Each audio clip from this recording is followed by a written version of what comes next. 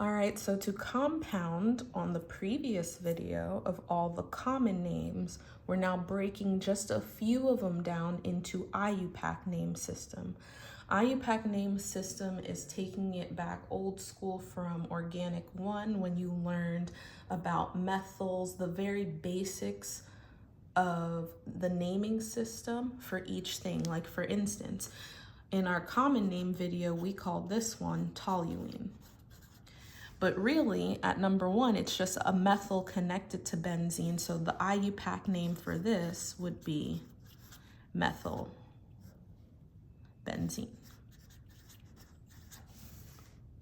Same thing with this one, how we have an OH group connected to the benzene ring. We call this phenol, but we also can call this hydroxy. Now, some instructors are different. They'll either allow you to say hydroxy or hydroxyl benzene. Consult with your instructor because they may be picky on that part. The way we call this one aniline. This one, now when you have an NH2 group connected to a benzene ring, that is called amino benzene. Do you see the commonality for this type of naming for Iupac? It ends in the actual word benzene. Compared to common names, we assume that the benzene ring is already within the system, so all we have to do is actually name it as a system and not individually as separate groups. This one was your anisole, but now a oxygen connected with a alkyl group, or what I like to call our branches.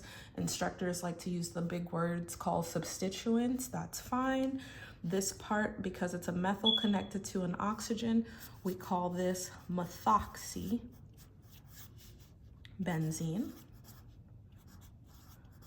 Now, if it was an ethyl group, we would call it ethoxybenzene, propoxybenzene, and so forth.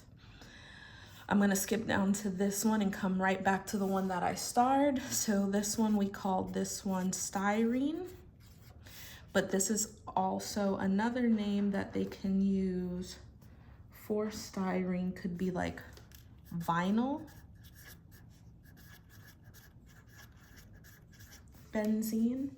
And there may be a few others. It really just depends on, again, what your instructor may have gone over because there's so many different names to this one.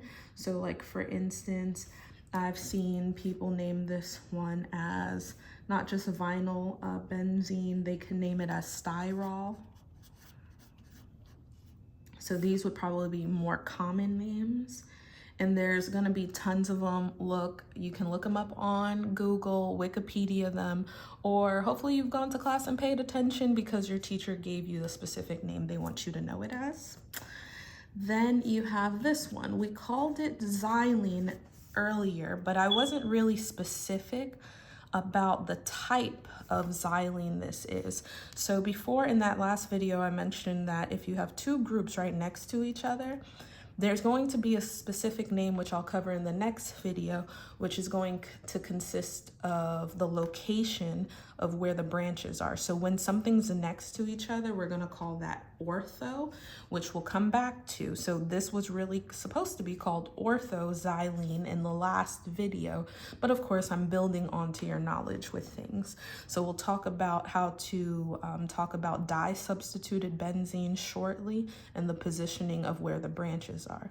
So these are both methyls. So if I have to do the Iupac naming system, this would be 1,2-dimethyl benzene.